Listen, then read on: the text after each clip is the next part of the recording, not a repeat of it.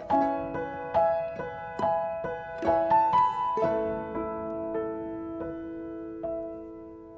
hari ini dimanapun kami berada.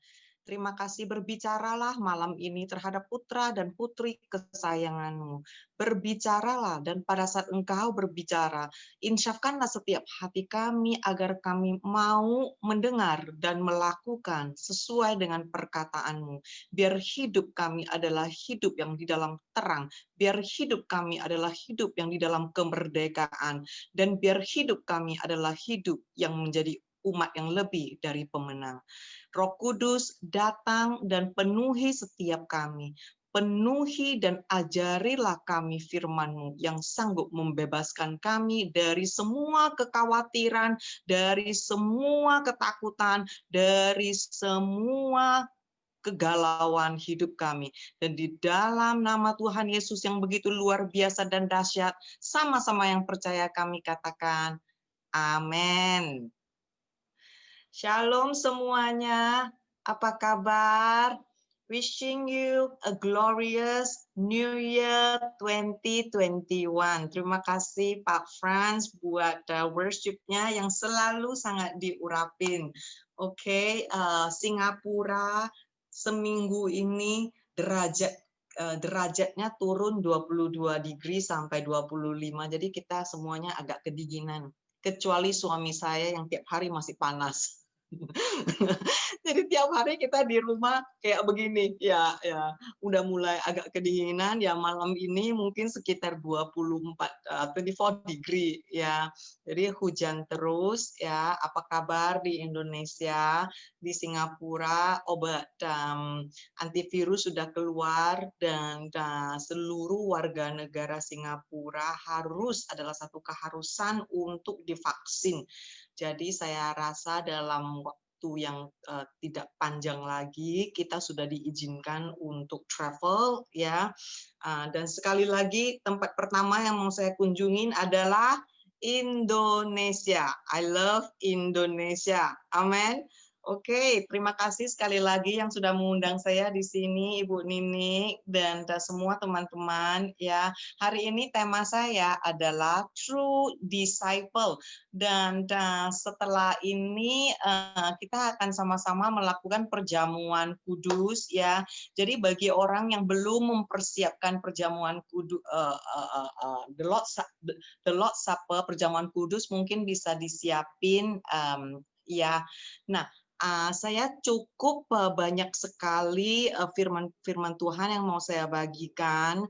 Jadi kalau bisa tolong ambil pulpen, ya, dan kertas biar kita bisa mencatat firman-firmannya, ataupun we can capture the word of God. Oke.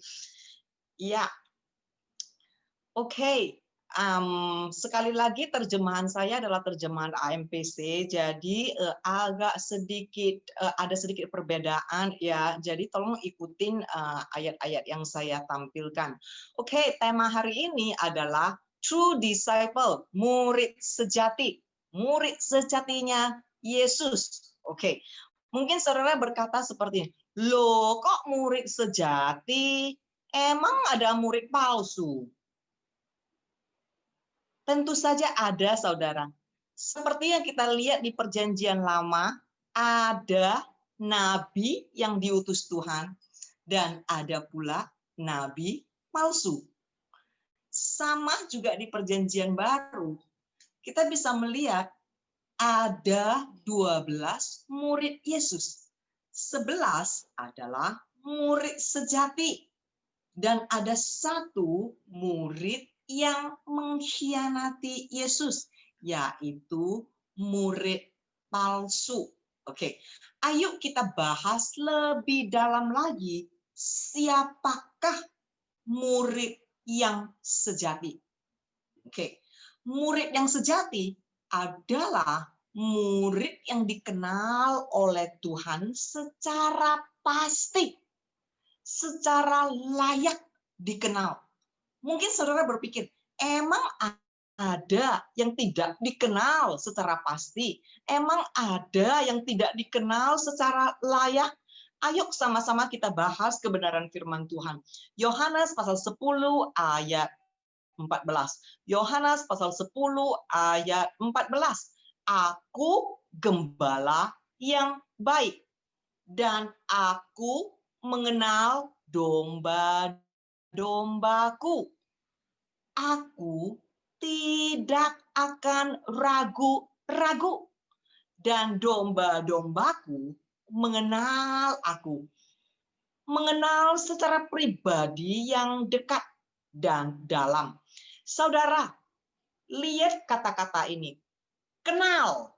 Kalimat ini harus ditekankan. Jadi bukan cuma kita ngaku sendiri, kita kenal, tetapi kita tidak dikenal. Kalau kita ngakunya kita kenal, artinya kita juga harus dikenal. Oke, saya kasih contoh ya. Maksudnya apa sih? Contoh, di Indonesia, Bapak Presiden Jokowi yang terhormat. Semua orang Indonesia mengaku kenal kepada Bapak Jokowi yang terhormat. Iya atau tidak? Di sini semua kenal sama Bapak Jokowi yang terhormat. Kenal kan? Nah, pertanyaan saya adalah, apakah Bapak Presiden Jokowi kenal nggak sama saudara? Artinya, kenal nggak secara pribadi yang dekat dan yang dalam. Nah, jadi pengenalan itu terhadap Tuhan adalah bukan cuma kita mengenal, tetapi kita juga harus dikenal. Lalu bagaimana murid sejati yang dikenal oleh Yesus? Ayo kita sama-sama lihat di 1 Korintus pasal 8 ayat 3. 1 Korintus pasal 8 ayat 3, firman Tuhan berkata, tetapi orang yang mengasihi Allah, apa sih mengasihi Allah? Apakah sekedar cuman berkata, oh Tuhan, aku merindukanmu, aku mengasihimu. Di sini jelas-jelas dikatakan orang yang mengasihi Allah adalah orang yang rindu untuk takut akan Allah. Oke? Orang yang sangat taat dan orang yang sangat bersyukur kepada Allah atas berkat-Nya. Ia dikenal oleh Allah, dikenal secara layak dengan kedekatan dan kasih-Nya. Dia adalah miliknya. Jadi kalau saudara lihat kebenaran firman Tuhan di ayat ini, mengasihi itu sendiri ada 3 bagian. Orang yang mengaku mengasihi Allah adalah orang yang rindu untuk takut akan Allah. Orang yang sangat taat dan orang yang sangat bersyukur kepada Allah atas berkat-Nya. Orang-orang seperti ini adalah ciri-ciri yang dikenal oleh Allah. Dikenal secara layak, artinya dicap lulus. Ini loh milikku. Ini loh kepunyaanku, Tuhan berkata. Ya, jadi kita sudah pelajari ada 3 ciri-ciri murid sejati yang dikenal oleh Tuhan. Yang pertama, kerinduannya adalah takut akan Allah. Yang kedua, sangat taat. Yang ketiga, sangat bersyukur atas berkat-Nya. Yang kita bisa bertanya kepada diri kita sendiri adalah, apakah kita adalah murid sejati? Apakah kita adalah murid yang dikenal oleh Tuhan? Oke, pertanyaan berikutnya adalah, apakah kerinduan kita adalah takut akan Allah?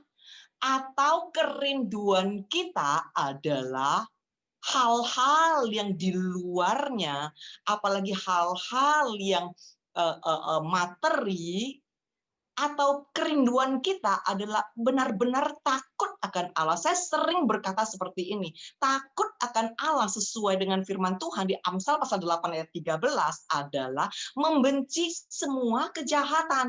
Tuhan berkata, aku benci kesombongan, aku benci kecongkakan, aku benci tingkah laku jahat dan mulut penuh tipu muslihat. Saya sering berkata seperti ini, herannya manusia takut nggak punya uang, takut ekonomi buruk, takut nggak ada pekerjaan, takut kena penyakit, takut kena virus, takut akan manusia. Manusia takut kepada semuanya, tetapi nggak takut sama Tuhan.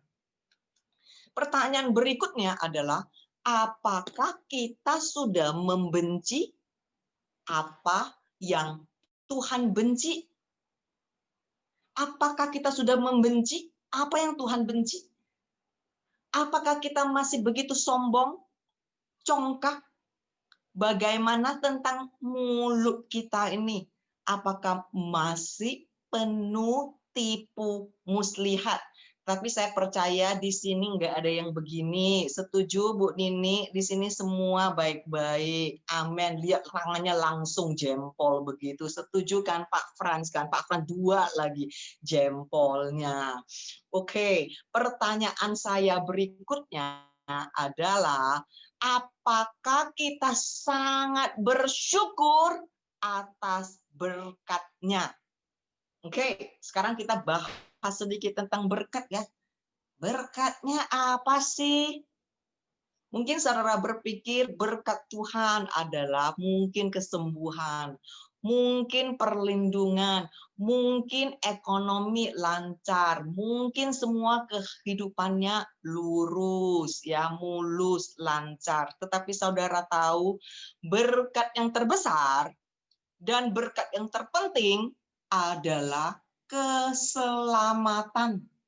Saya ulangi sekali lagi, berkat yang terbesar, berkat yang terpenting adalah keselamatan. Dan keselamatan ini sudah diberikan kepada orang yang percaya.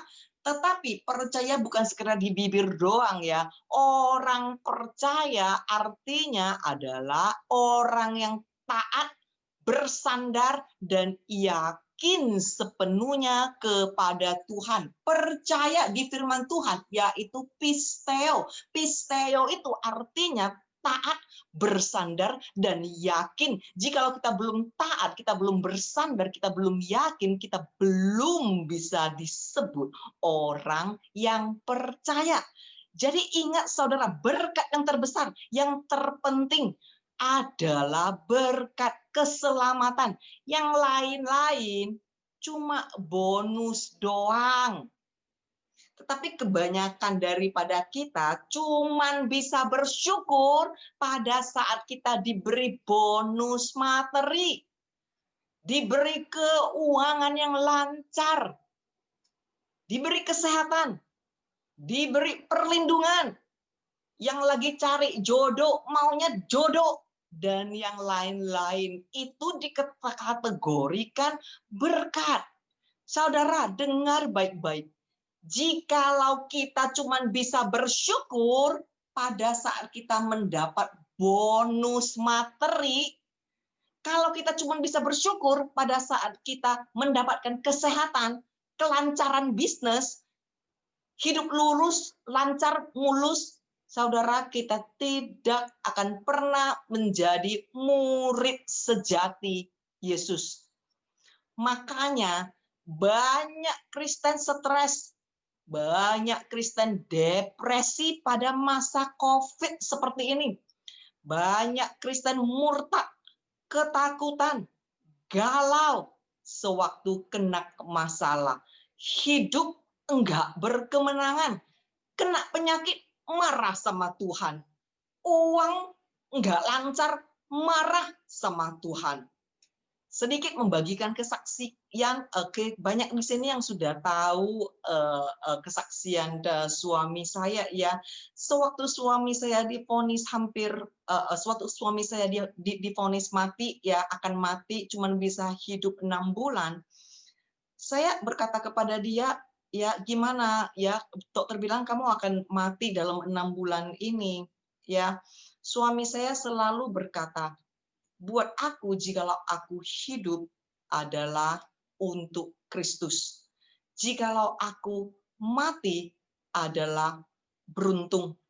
Selama 10 tahun berjuang seperti ini, tidak pernah sekalipun suamiku ngotot sama Tuhan, engkau harus sembuhkan aku. Suamiku juga enggak pernah depresi, darah keluar terus. Apa yang dia lakukan, inilah yang dia lakukan. Aku mengucap syukur Tuhan, terima kasih Tuhan, adalah suatu kehormatan bagiku untuk melayanimu. Jikalau aku hidup, adalah untukmu. Jikalau aku mati, adalah beruntung. Cuman itu doanya saudara. 10 tahun kemudian kankernya sudah sebesar 2 telur. Dioperasi kedua kali, keluar operasi hampir mati. Mata sudah buta, tidak bisa melihat. Di ICU Tuhan datang menyentuh dia dan menghembus nafas baru di lubang hidungnya. Dan Jumat dioperasi, Senin dia keluar dari rumah sakit, nggak pakai kursi roda, dan sembuh sampai sekarang, saudara. Puji Tuhan, semua kemuliaan diberikan kepada Tuhan. Ya, banyak orang bertanya kepadaku seperti ini. Kenapa ya? Kok suamimu sembuh? Kok suamiku meninggal? Kenapa ya? Apakah karena suamimu lebih saleh daripada suamiku? Apa karena suamimu hidup lebih benar, hidup lebih dijaga Tuhan? Saudara, jawaban saya sederhana. Suamiku sembuh bukan karena dia lebih disayang Tuhan, hidup lebih benar. Kalau di antara kita ada yang suaminya belum mendapat kemenangan ataupun lagi mengalami hal-hal kesukaran, kalau umpamanya ada teman kita ya yang suaminya kena penyakit dan tidak sembuh, ya, apa sih sebetulnya yang harus kita katakan? Saudara, itulah kehendak Tuhan.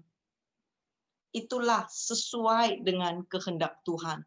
Jikalau kita pelajari kehidupan Elisha, Elisa adalah nabi yang begitu diurapin.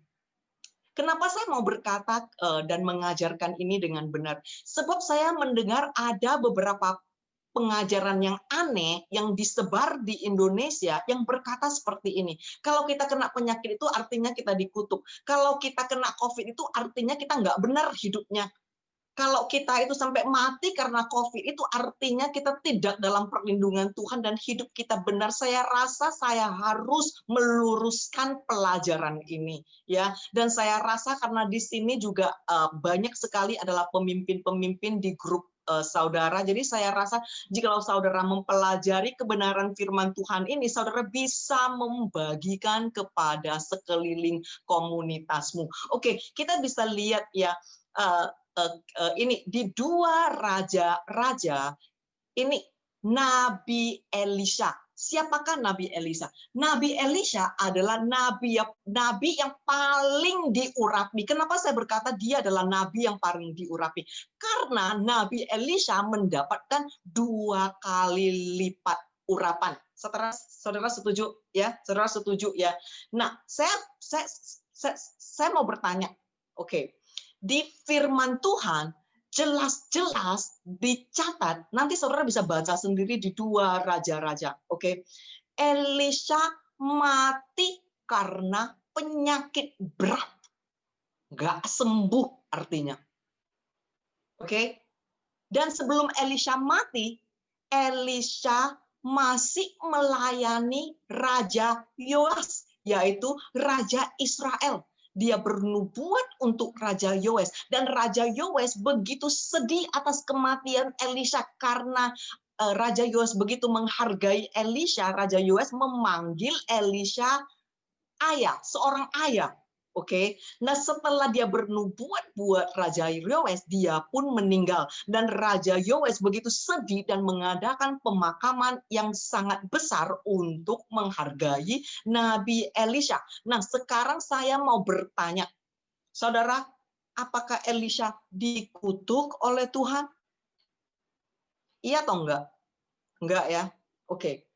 Pertanyaan berikutnya, apakah Elisha kekurangan iman?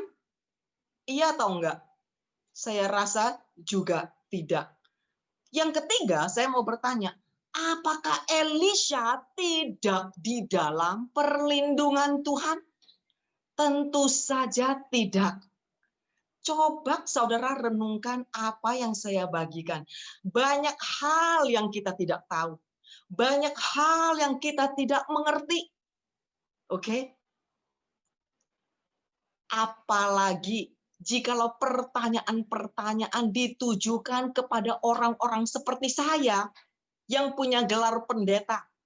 Mungkin jikalau ada pertanyaan-pertanyaan yang ditujukan kepada saudara sebagai pemimpin-pemimpin persekutuan doa ataupun di departemen saudara masing-masing, kita harus berani mengaku we have limitation. There are many things that we do not know. There are many things that we do not understand. We don't have the answer of all. Kita harus merendahkan hati kita dan berkata, I don't understand too. I juga nggak ngerti. But let God be God. Jikalau Tuhan mengizinkan, pasti dia punya rancangan. Jadi kita jangan terlalu cepat menuduh, oh kalau kena penyakit berarti kurang iman. Kalau kena COVID berarti artinya tidak dekat sama Tuhan. Tidak di dalam perlindungan Tuhan. Kita tidak boleh bersikap seperti ini. Yang setuju katakan amin. Amin. Ya. Oke. Jadi saudara, Tuhan yang menentukan. Oke. Kita itu ibaratnya cuman keledai. Oke? Siapa di sini yang keledainya Tuhan? Pasti Pak Frans akan angkat tangan. Oke, apa maksud saya keledai Tuhan? Nah, ini ya.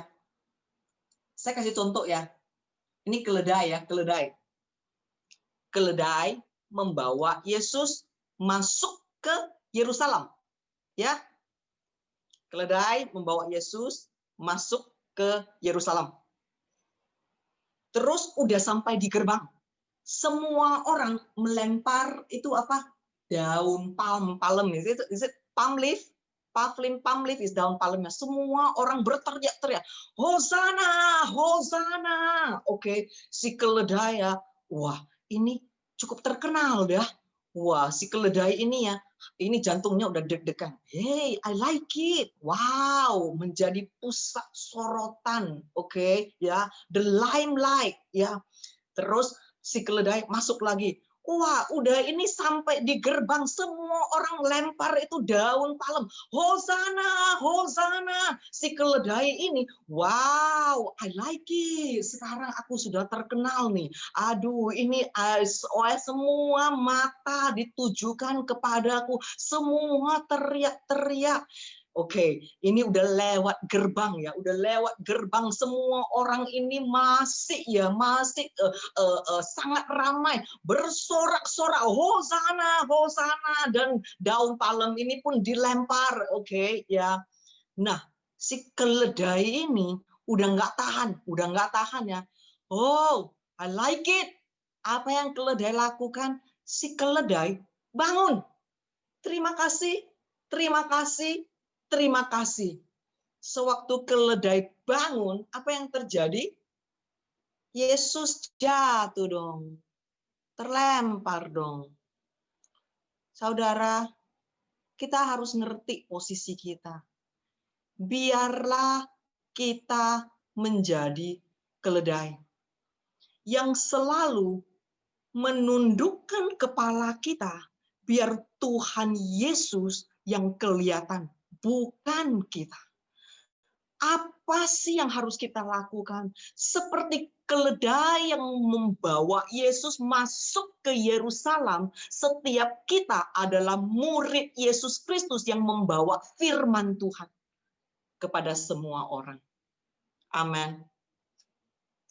Nah, apa yang harus kita lakukan secara konsisten sebagai murid Yesus Kristus? Melakukan secara konsisten ya. 2 Timotius pasal 2 ayat 15 dan 19. 2 Timotius pasal 2 ayat 15 dan 19. Di ayat 15 firman Tuhan berkata, belajar Artinya apa? Kita harus terus belajar. Oke? Dan usahakanlah semaksimal. Ini artinya ada suatu perjuangan yang harus kita lakukan supaya kita layak di hadapan Tuhan. Layak itu artinya teruji dengan cobaan. Sebagai seorang pekerja yang tidak usah malu, yang sudah mempelajari, menganalisa dengan tepat dan mahir firman Tuhan, dan mengajarkannya dengan benar. Ini adalah yang harus dilakukan secara konsisten jikalau kita mau menjadi murid yang sejati. Saudara pernah dengar orang berkata, the blind lead the blind, akhirnya semua masuk ke jurang, ya. Yang buta menuntun yang buta juga, artinya semua masuk jurang. Ya, di sini dikatakan sebagai seorang murid Yesus Kristus, layak di hadapan Tuhan artinya apa sih? Orang-orang yang sudah teruji dengan berbagai cobaan. Ayo kita lihat di ayat 19. Ayat 19 dikatakan, tetapi dasar yang diletakkan Allah itu teguh, pasti, dan tidak tergoncang. Dan materainya ialah Tuhan mengenal siapa kepunyaannya. Ya, Tuhan mengenal Tuhan mengenal siapa kepunyaannya. Dan setiap orang yang menyebut nama Tuhan, artinya setiap orang yang menyeru Tuhan Yesus adalah Tuhannya, hendaklah meninggalkan dan jauh dalam semua kejahatan. Ayo kita selidiki lebih dalam lagi. Apa sih kriteria untuk menjadi seorang murid sejati Yesus sesuai dengan standar Tuhan, ya, bukan standar manusia, bukan konsep pemikiran kita. Saudara tahu ya, setiap profesi, setiap pekerjaan ada kriterianya. Sama dengan setiap panggilan, ada juga kriterianya. Oke, jadi kita mau pelajari apa sih kriteria sebagai murid Yesus Kristus. Saudara mau mencari suatu pekerjaan, saudara melamar, ya. Nah, untuk mendapatkan pekerjaannya, saudara harus complete ini kan ada surat lamaran, ya. Ada surat lamaran, setelah itu saudara harus tahu melengkapi kriteria-kriteria atas pekerjaan itu. Sama dengan sebagai murid Kristus. Apa sih kriterianya? Ayo kita lihat di ayat berikutnya. Matius pasal 16 ayat 24. Nah, ini banyak sekali perbedaannya dengan versi bahasa Indonesia. Jadi tolong dicatat, kalau enggak di capture, kalau enggak nanti bisa minta slide-nya sama Ibu Nini, ya, ini bisa dibagikan kepada yang lain-lain. Matius pasal 16 ayat 24. Kemudian Yesus berkata kepada murid-muridnya, orang yang mau mengikuti aku harus menyangkal diri. Apa sih menyangkal diri? Menyangkal diri artinya meniadakan, menghilangkan, melupakan dirinya sendiri dan kepentingannya. Memikul salibnya dan terus mengikuti aku. Apa sih memikul salibnya dan terus mengikuti aku? Artinya menyatu denganku, berubah menjadi sepertiku sewaktu aku hidup, dan jika perlu, sebagaimana aku mati. Menyangkal diri artinya melupakan. Forget about yourself. Matikan kedaginganmu. Saya kasih contoh ya. Apa sih matikan kedaginganmu? Contoh saudara ke rumah duka. Ya. Contoh saudara ke rumah duka nih. Oke. Pernah ke rumah duka? Pernah kan? Pasti pernah kan? Saudara masuk ke rumah duka. Saudara melihat ini ada mayat terbaring di peti mati. Oke? Saudara lagi iseng. Saudara ambil jarum. Coba ditusuk pahanya. Paha tadi mayatnya ya. Saudara coba tusuk. Cengat. Apa yang terjadi? Mayatnya pasti jerit. Ah! Iya? Iya nggak? Halo? Kok ditusuk suami masih jerit? Kok ditusuk istri masih jerit? Halo? Mungkin coba sekali lagi. Ini saudara lagi penasaran nih. Ambil jarum yang lebih gede lagi, yang lebih panjang lagi. Ditusuk lagi itu mayat, kaki mayatnya. Ditusuk lagi. Apa yang terjadi? Mayatnya. Ah! Iya nggak? Jerit nggak? Jerit nggak? Enggak. Kenapa enggak? Kenapa enggak? Udah mati kan? Udah mati kan? Bangun pagi, saudara gosok gigi, hadapin cermin, tanyakin diri sendiri, halo, udah mati belum? Kalau udah mati, nggak boleh tersinggung ya. Kalau suami marah, udah diem aja ya. Kalau istri marah, udah diem aja ya. Kalau orang sakitin, udah ampunin aja ya. Kok cuma Pak Fran doang yang begini, begini, begini, begini. Yang lain kok diem semua. Oke, ya. Nah, pertanyaan yang harus kita tanyakan masing-masing adalah begini, saudara.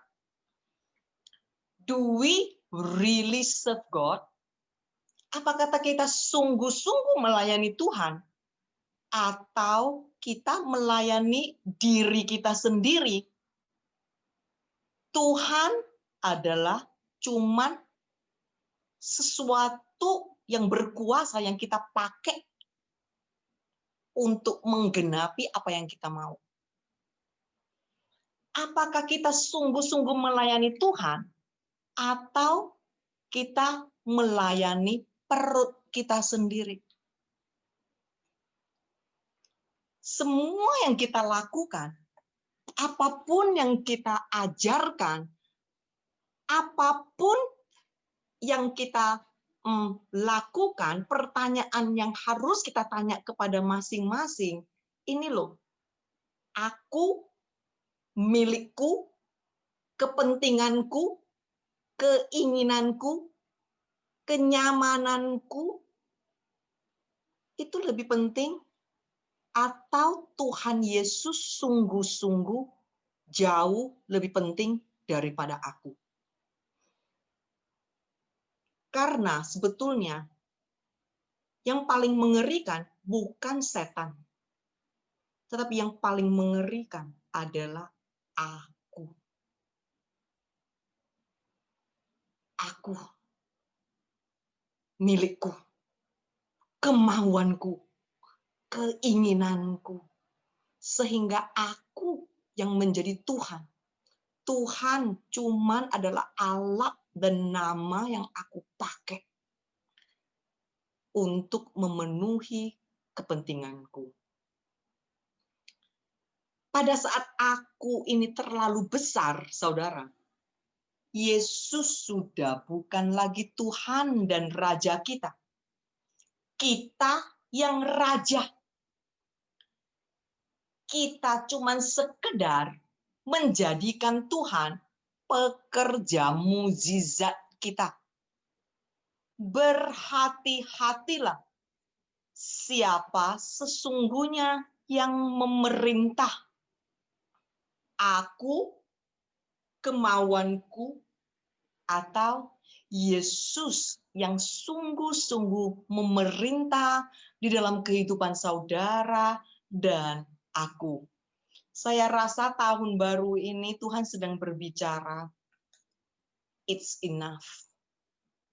Sudah cukup. sudah saatnya kita izinkan Tuhan menjadi Tuhan.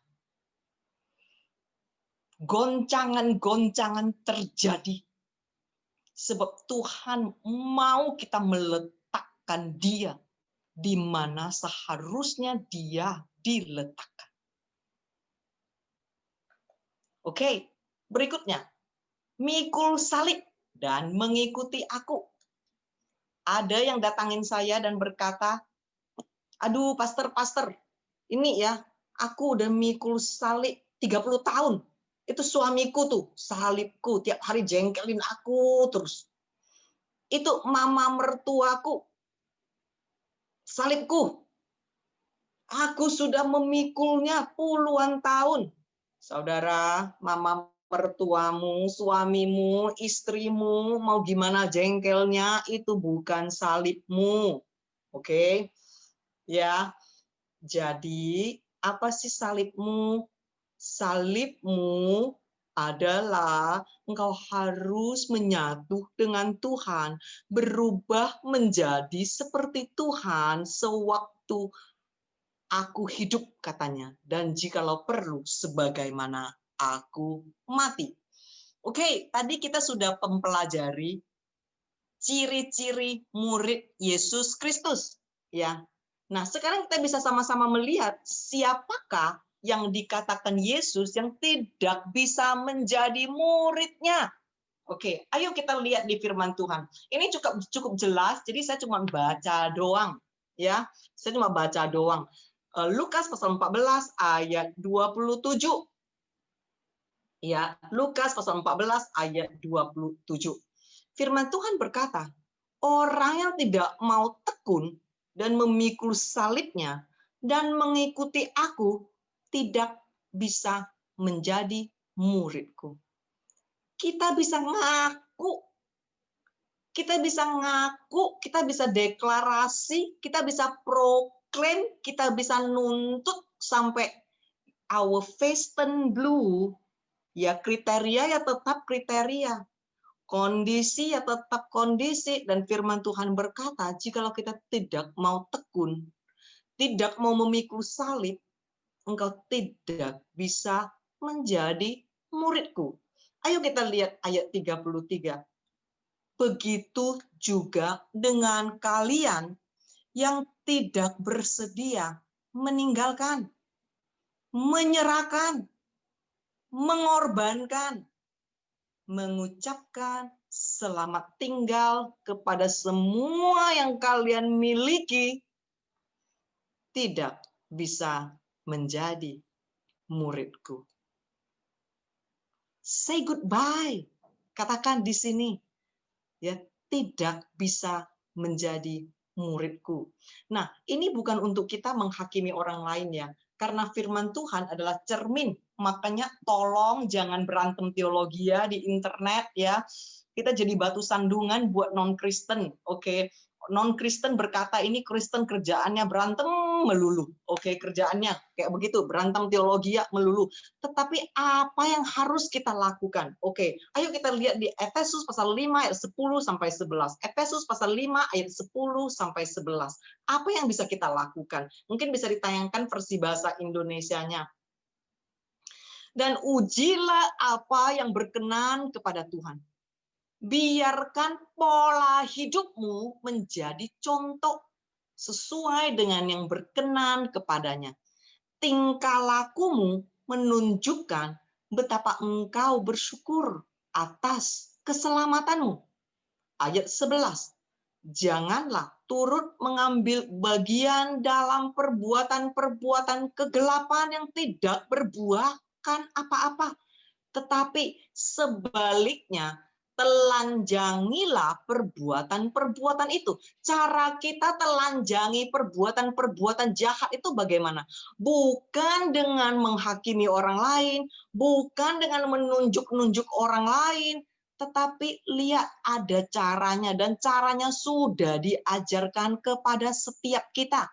Caranya adalah dengan mempertunjukkan integritas pribadi kita sendiri yang bermoral, yang berbeda dengan orang-orang dunia dan yang berkarakter ilahi.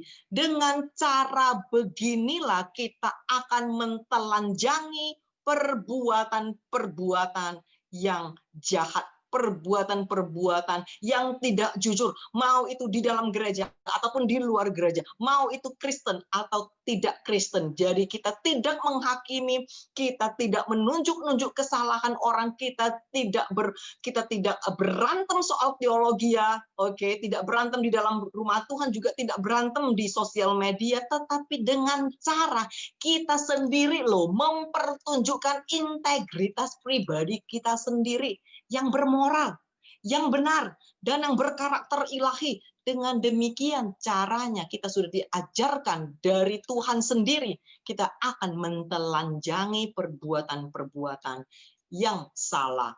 Amin. Amin ya. Oke, nah sekarang tadi kita sudah membahas murid sejati yang dikenal Tuhan secara layak ya. Bagaimana tentang murid yang palsu? Murid yang ditolak, murid yang tidak dikenal oleh Yesus. Ayo kita tayangkan firman-Nya, Matius pasal 7 ayat 21 sampai 23. Tidak semua orang yang memanggil aku Tuhan, Tuhan akan masuk dalam kerajaan surga, tetapi hanya orang-orang yang melakukan kehendak, artinya taat kepada Bapa-Ku yang di surga. Pada hari kiamat, banyak orang akan berkata kepadaku, Tuhan, Tuhan, bukankah dengan namamu kami sudah bernubuat? Saya boleh tanya, ini Kristen atau bukan Kristen? Kristen ya, bisa bernubuat. Dan bukankah dengan nama Tuhan kami juga sudah mengusir roh-roh jahat? Ini Kristen atau bukan? Kristen ya. Serta mengadakan banyak keajaiban. Artinya pelayanan yang besar. Saudara, makanya jangan ikut-ikut cuman karena besar. Lihat pelajaran. Juga jangan tergoda, terpancing cuman karena pelayanannya besar. Kita berpikir kalau udah besar pasti benar. Ya, belajarlah berhikmat, lihat buahnya, lihat pengajarannya, dan kita juga tidak perlu iri hati kepada pelayanan yang besar, karena belum tentu yang besar adalah benar. Ingat, saudara, jalan masuk ke surga adalah jalan sempit, bukan jalan lebar. Ayat 23, tetapi aku menjawab kepada mereka, aku tidak pernah mengenal kalian, enyahlah kamu dari sini, kalian yang melakukan kejahatan. Apa sih kejahatan di mata Tuhan? Mungkin kita berpikir kejahatan itu ada hubungannya dengan membunuh, ya, dan lain sebagainya. Tetapi saudara lihat, kalimat kejahatan ini terjemahannya dari bahasa Yunani kuno dan Ibrani adalah tidak taat akan firman Tuhan adalah termasuk jahat di mata Tuhan. Tidak tahu hukum Tuhan adalah dinamakan jahat di mata Tuhan. Apa sih maksudnya tidak tahu hukum? Orang akan berkata, enggak, aku di bawah naungan kasih karunia. Tidak ada lagi hukum. Saudara, di perjanjian baru masih banyak sekali hukum. Apa sih hukum? Precept. Hukum is law. The law is precept. Precept is the word of God. Hukum yang memerdekakan. Jadi sampai saat ini hukum Tuhan masih berlaku sebab hukum Tuhan adalah firman Tuhan. Firman Tuhan adalah aturan Tuhan. Amin. Ayo kita baca lagi. Lukas pasal 13 ayat 23 sampai 30. Lukas pasal 13 ayat 23 sampai 30. Dan ada orang yang berkata kepadanya, Tuhan, sedikit sajakah orang yang diselamatkan? Jawab Yesus kepada orang-orang di situ, Berjuanglah untuk masuk melalui pintu yang sesak itu.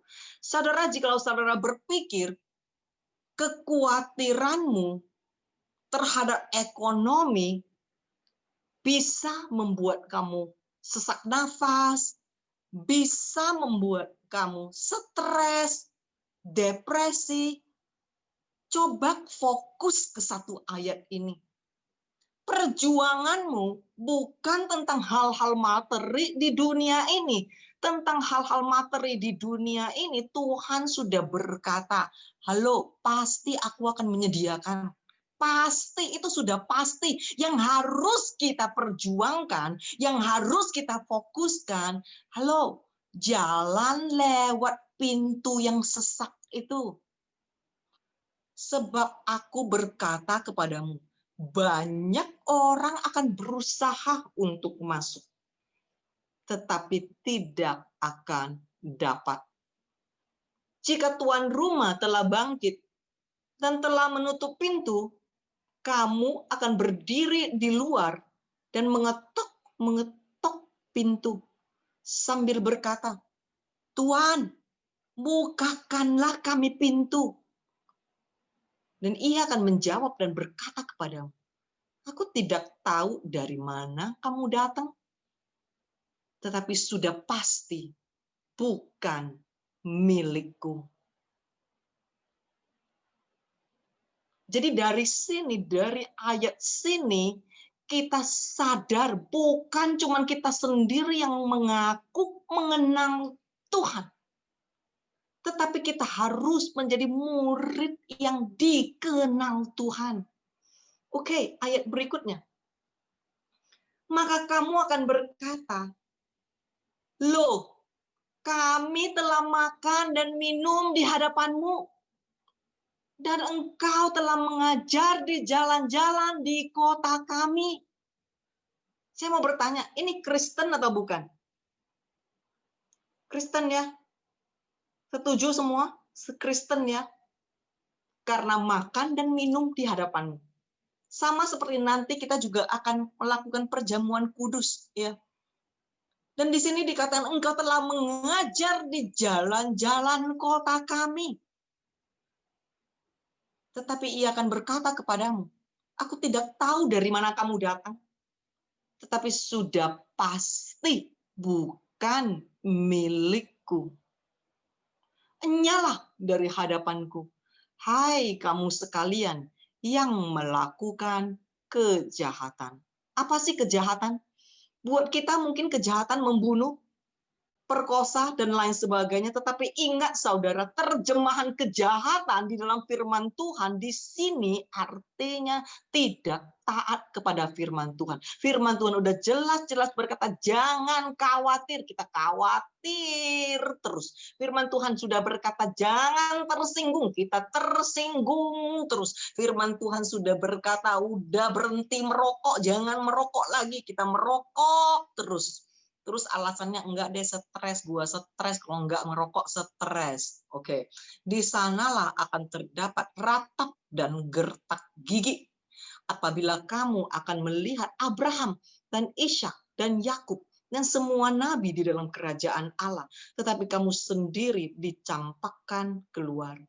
Dan orang akan datang dari timur dan barat dan dari utara dan selatan dan mereka akan duduk makan di dalam kerajaan Allah.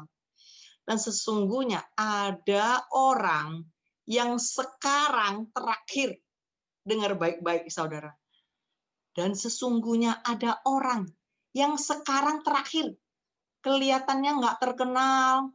Kelihatannya nggak biasa-biasa saja. Ekonomi juga biasa-biasa saja.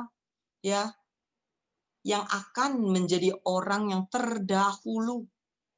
Dan ada orang yang sekarang terdahulu yang akan menjadi orang yang terakhir di kesudahannya. Amin. Amin ya saudara. Jadi poin saya sederhana. Pastikan kita sungguh-sungguh membangun kerajaan Tuhan. Bukan kerajaan kita. pastikan kita sungguh-sungguh menjadi murid yang sejati, yang dikenal oleh Tuhan. Bukan murid palsu yang akhirnya dari kesudahannya tidak dikenal oleh Tuhan.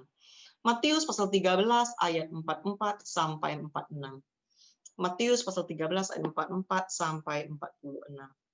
Hal kerajaan surga itu seumpama harta yang terpendam di ladang, yang ditemukan orang, lalu dipendamkannya lagi.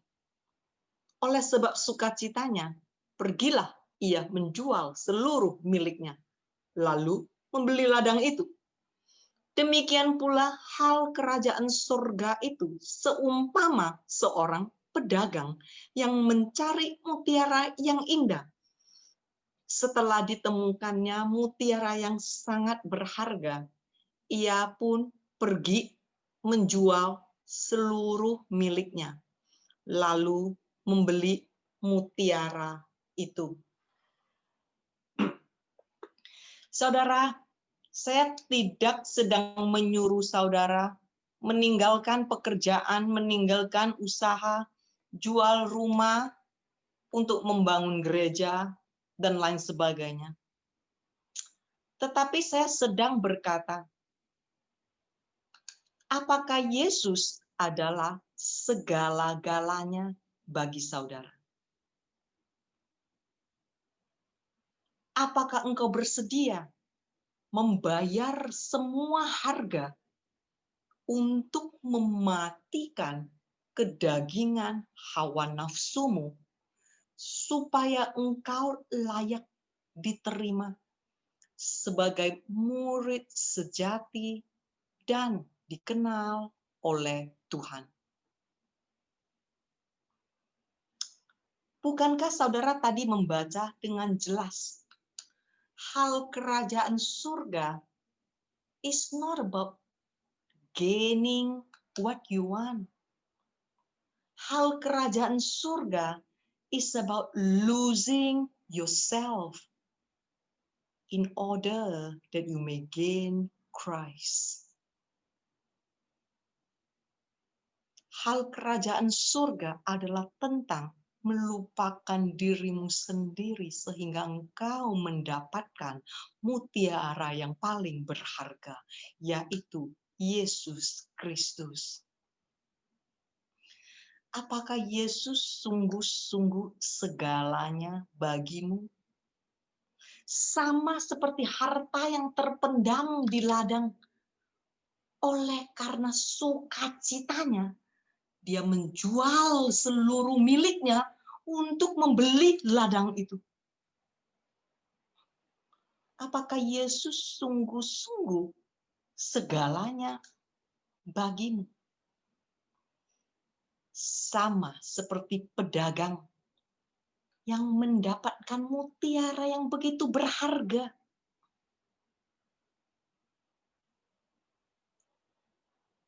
Let me ask you a question. Is your desire bigger than Jesus? Saya adalah seorang pedagang. Saya adalah seorang pengusaha. Saya tahu secara pasti arti dan makna dari firman ini. Sebab sebagai seorang pengusaha, sebagai seorang pedagang, we calculate everything. We calculate even our future income.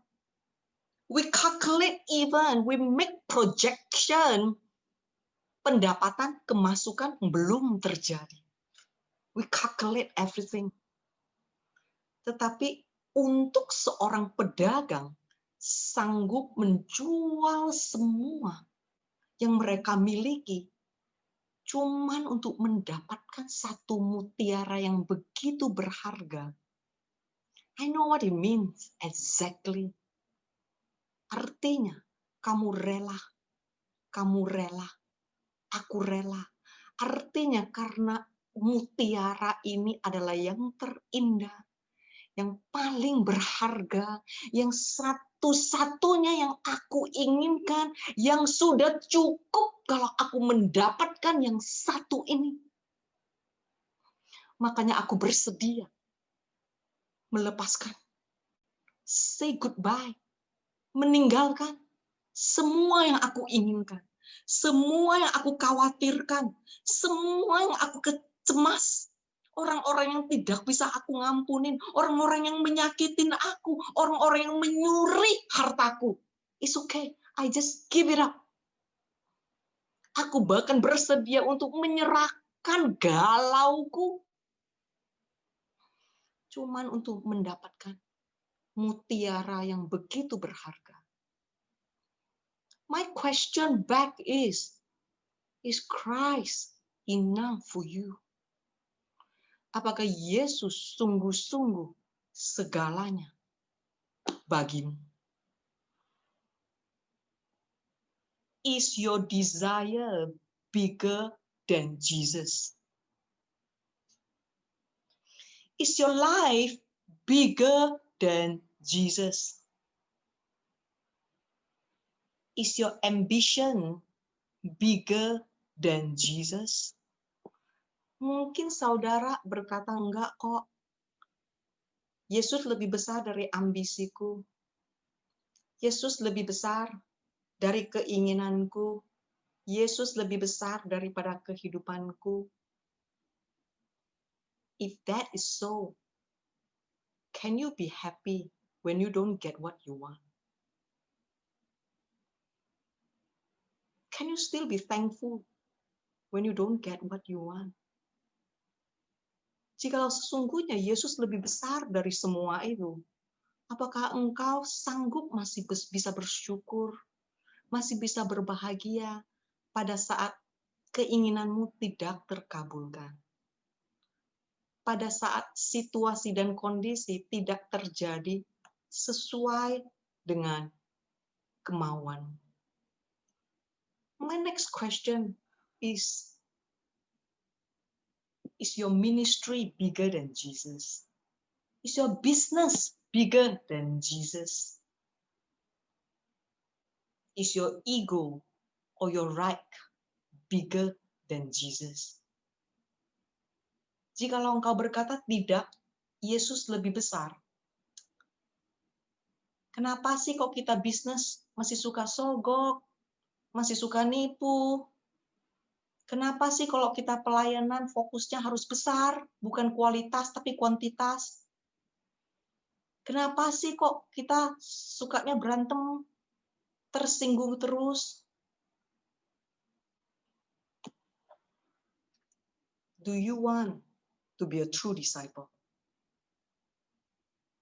Apakah engkau sungguh-sungguh mau menjadi murid Yesus yang sejati?